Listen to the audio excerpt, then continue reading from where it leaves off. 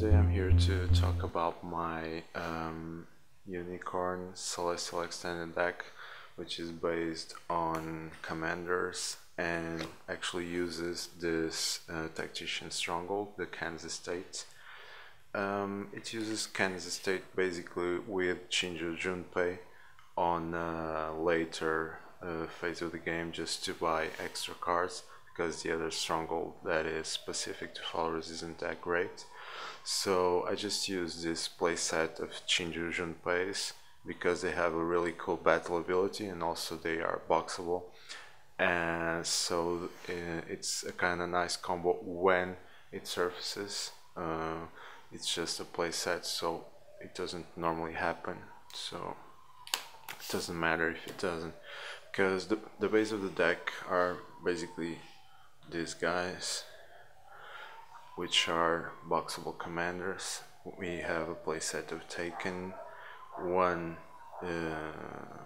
two copies of Sarangs and two copies of Katsuos, which they almost always surface at the start of the game, so you're gonna want to buy one of those guys with your stronghold and simply get a follower, a big follower on them, and attack on your second turn.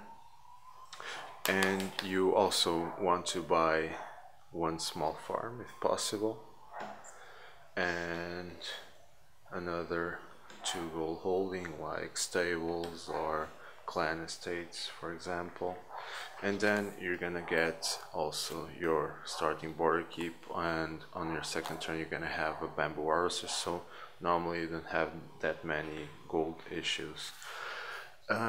Besides these commanders that are boxable, you also have Moto Jonis, so you can get your followers back from the discard if you need, and also they give cavalry to your elite sentry if you actually get it during the game.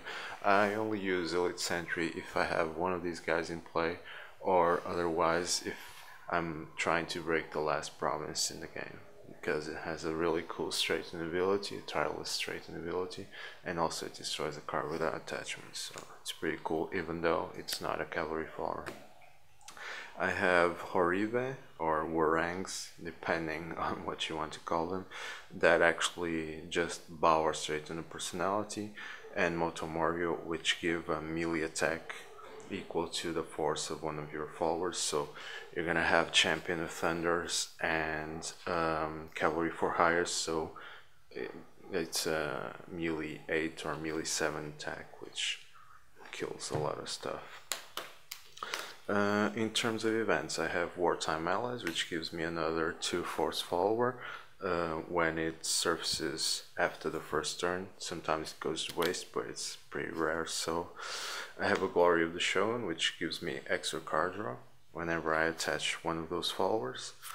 And I actually play with 2 Celestials, Jurujin's Blessing and Ryoshin's Guidance, because they're just too good. Even though sometimes one of them goes to waste, I feel they're just too good to pass. And 1 Senzaki Province, which is singular. I could actually play with 2, which reduces the cost of a follower by 3 gold if you're a Unicorn clan player, so it's really nice to make you spend even less gold. You have stockpile resources and on a hunt in order to reduce the cost of your followers, but this is another -3 gold cost because you can use it as a reaction as well. So in terms of unique holdings, I actually have a Jungle Stockade here, which I treat more or less as unique because I don't want it to appear on my first turn, because I can't put a boxable guy in and put a Jungle Stockade. So it's nice when it surfaces like mid-end game in order to switch your attachments around, because normally you're gonna attach a lot of stuff to 1 or 2 units, and then when you have more guys in the game at a medium later phase of the game, you want to shuffle them around.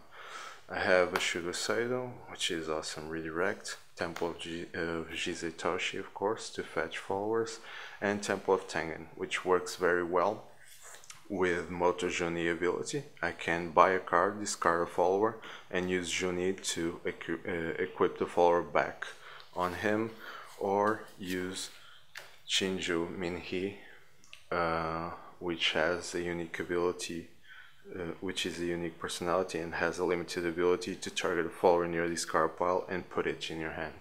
So in terms of other unique personalities, since this is Celestial Extended, I use Moto-chan, the Celestial Champion.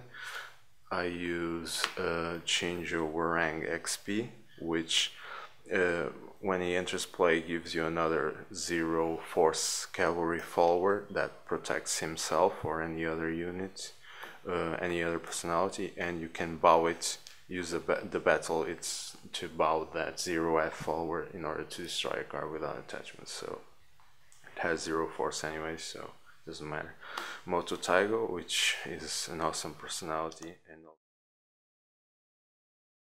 so on your fate deck, on the fate deck we have basically what we want on our first hands is to have stockpile resources, or on the hunt, being stockpile resource being much better, of course, because it lets you equip with -4 golds as a reaction. On the hunt does it as a battle, but if you're unopposed you can use it safely as well. And you're gonna want to have one of these guys, either Champion of Thunder or Cavalry for Hire, so they will cost 6 or 8, and you will have gold to buy 1 or 2 holdings, or maybe a guy on your second turn at the end of the turn. Besides those guys, I also have some Thunderous Legions, which it's a 4 force follower. So if you have one of those Katsus that, despite having Brash, also have 4 force, you will have an 8 force unit, which will break most of the provinces alone, so it's also nice to have. Sneak attacks, it's more or less an auto include here because of all the great abilities that you have, especially destruction abilities on some of your unique commanders and such. And then we have a lot of commander specific actions which are actually awesome, like Unexpected Support, also a play set of Fainting Strikes, 2 Harsh Taskmasters. These guys, discard power 1 is great because you're gonna have really expensive units, so basically you just you'll be able to tap a unit to bow it, or to bow even sometimes 2 units just like that, because you just have to have higher gold cost on one of your commander units than the combined gold cost of 2 of your opponent's units or 1 of his big units. Unsafe Passage also, which negates movements, which negates send home from your opponent, and also gives you an extra ability from your followers, so really overpowered commander abilities available. Retributions, Broken Alliance, which are really great because most of the cards you have destroy cards without attachment, so you'll get rid of them with Broken Alliance and then break personalities. And in terms of uniques, I have Game of Dice, Creating Order, and Ring of Water. The Eternal rules that my friend developed actually state that you can use the original text on the on these Eternal cards, Game of Dice and Creating Order, and you can also use the one play set. You can decide which play set of rings you want to use, if you want to use the later versions, the MRPs, or if you want to use some of the older ones like Emperor, or in Open Eternal you can actually use one of those really antique sets. And also I have Elite Sentry, which despite not having cavalry is really great for mid-late game, and also have 2 commanders which will give them cavalry if I equip them on them. Sound Retreat, which is really nice in order to get one of your units back if you attack with several and have more than enough force in order to break the promise. And also to get you out of complicated situations, which you don't want to lose one of those big units, you know, just because the battle didn't go as you planned, so you want to save it. And one no fear, just to get extra bowing and movement negation. So this is basically it. That's the Fate deck so far. I'm thinking of including maybe another cavalry for hire and have 3 of those instead of just 2, because they're really great, despite besides protecting the whole unit, unlike the Champion of Thunder, which just protects himself. The cavalry for hire protects the whole unit from destruction, and it also has a really cool ability. It sends home a target personality, and if the movement failed, it bows him. So even if you negate the movement, you end up with 1 bow personality on the board, which is really which is just as bad, more or less. So this is it. I hope that you enjoyed this deck idea, and be sure to check out the links for the actual deck list on my website, and also a link for the Eternal Rules, which we are using in order to play Celestial Extended, that actually tries to get together all of the new style cards. So from Celestial onwards, Celestial Emperor and Ivory at the moment. So it's a format that was created by a friend of mine on my play group, and it's actually really nice for new players because you don't have as much cards as you would have if you actually made a legacy open deck.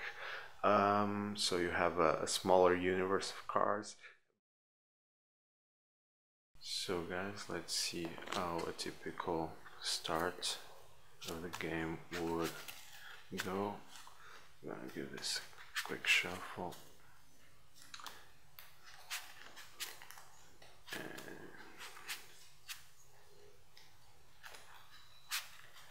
that should do. Let's cut it.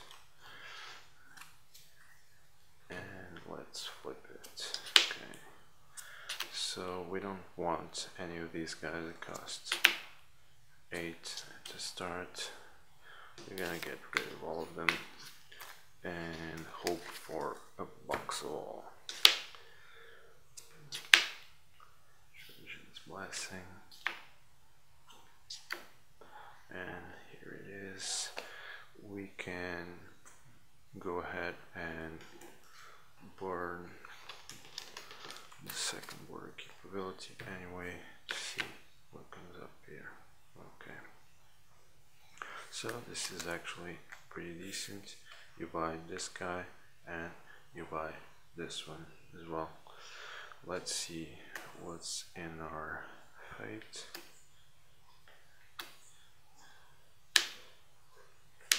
So you get 1 stockpile resources, which is nice to accelerate the game early game. We would play Sound Retreat. Okay. We would use Jurgens to see what would come up. Feint and Strike, we don't want it right now, we want to forward to be able to attack. So we're gonna get rid of all 3 of these with the border capability. And let's see, creating order, broken alliance, and stockpile resources. That's not that good actually. So we're gonna keep it. I'm gonna go ahead and buy these guys with the box and this holding. We're gonna stick with Temple of Tengen because that's gonna be what we're gonna buy now probably. Here it is, Champion of Thunder. So great buy at the end of the turn. And on our second turn, we would flip this, straighten these holdings. So we would use the Georgian anyway to see what would come up. It's another actually nice follower, so we would let it stay there. And now we would declare an attack, use cavalry to move where we wouldn't be opposed, and as an engage action play stockpile resources and pay 8 more for a Champion of Thunder. So Clan Estate gives you 3 for cavalry, and there you have it. You have 11 strength, so it's enough to break a lot of stuff. Even if you were versus the Phoenix Stronghold that gives you -4 strength to the personality, you would still be able to break the province. So at the end of the game we would use one of these holdings to buy another holding, and we have one leftover holding, unfortunately. But actually, if we add a cavalry for hire instead of Champion of Thunder, we would have 6 gold to use, so we could put another guy in. But getting another holding is not so bad as well. So basically it's pretty decent. This would be bowed, but you have a lot of unbowing, like creating order, or even you can use Broken Alliance to defend again on the next turn if you're playing against a military deck. So this is it. Basically on the next turn you can buy a Thunderous Legion for almost nothing, just 2 gold, and keep on attacking with 1 big unit. You have to watch out for boxable meta, of course, and maybe your next few turns you have to try to get 1 or 2 guys in order to withstand, you know, the possible destruction of your units. Even though Champion of Thunder defends himself, there are a lot of stuff that can go through him directly to the personality and destroy it. So Cavalry for Hire gives you some more versatility because it defends the whole unit instead of just himself. Here it is. So this is how it would normally go down, and it's quite a fast deck, and the only problem is that it relies too much on few units and few big units, so you have to watch out for that. But I hope you enjoy playing with it, and see you on next video. Take care.